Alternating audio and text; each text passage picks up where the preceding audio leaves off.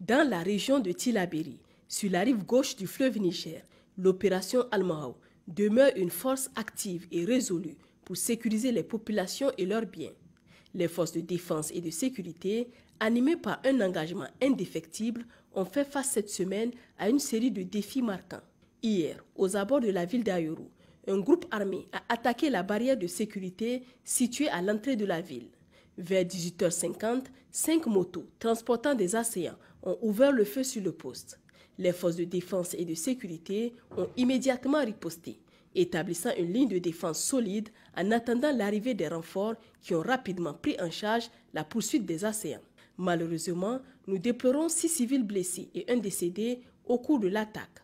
Les autorités adressent leurs sincères condoléances à la famille de la victime et expriment leur soutien aux blessés en leur souhaitant un prompt rétablissement. Au début de la semaine, les actions de contrôle et de dissuasion se sont également intensifiées dans la région avec l'arrestation de 3 individus liés à des activités criminelles et à des groupes terroristes. Dans la région de Filengue, 2 suspects ont été interpellés grâce aux informations communiquées par des résidents vigilants illustrant une précieuse collaboration entre la population et les forces de sécurité.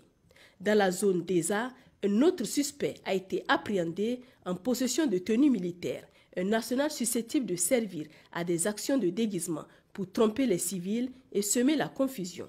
Toujours dans la région de Tillabéri, sur la rive droite du fleuve Niger, l'opération NIA a mené en début de cette semaine une série d'opérations visant à rechercher et neutraliser les réseaux criminels opérant dans sa zone de responsabilité.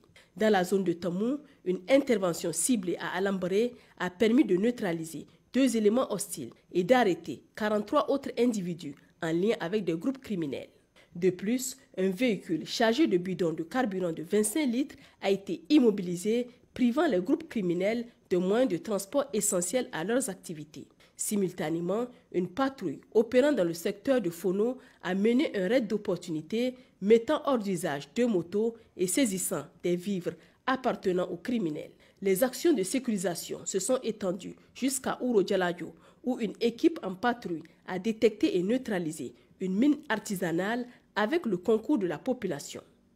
Il s'agit d'un engin explosif de type plaque à pression contenant une charge dans un petit bidon de 5 litres. Cette découverte préventive a permis de prévenir de potentiels dommages humains et matériels. Enfin, dans la zone de Niatiri, les FDS ont récupéré un dispositif de communication de type Motorola utilisé par les criminels. Le propriétaire a dû probablement se débarrasser du poste radio au vu des FDS pour éviter son interpellation. À l'est du Niger, dans la région de Difa, les forces de défense et de sécurité ont porté un coup décisif aux activités logistiques de Boko Haram. Une opération de contrôle de zone menée dans la région de Ngingimi a permis de démanteler une filière de ravitaillement en munitions au profit de Boko Haram.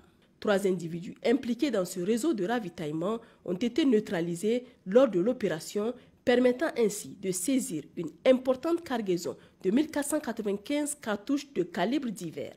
Dans la région de Niamey, dans le cadre de l'opération Inchinkasa, les forces de défense et de sécurité ont interpellé en début de semaine plusieurs individus en possession d'une quantité importante de bidons vides lors de patrouilles de routine. Bien que ces personnes aient affirmé être des revendeurs de bidons, de forts soupçons pèsent sur leur possible implication dans des activités de ravitaillement au profit de groupes criminels actifs dans la région de Tillabéri. Ils ont tous été mis à la disposition des services compétents pour approfondir les enquêtes. Chers compatriotes, la lutte contre les menaces sur notre sécurité collective exige votre vigilance et votre soutien actif. Nous vous encourageons à partager toute information pertinente avec les forces de défense et de sécurité via les lignes vertes mises à votre disposition. Par cette coopération, nous renforçons ensemble l'efficacité de nos actions pour assurer la paix et la stabilité de notre territoire. Unis et solidaires, nous pouvons repousser ces menaces et construire un avenir plus sûr pour tous. Pour les forces armées nigériennes, le 40-40, pour la gendarmerie nationale, le 40-00, pour la police nationale, le 83-83. Vive le Niger libre et souverain, vive les forces de défense et de sécurité, vive les citoyens résilients et engagés.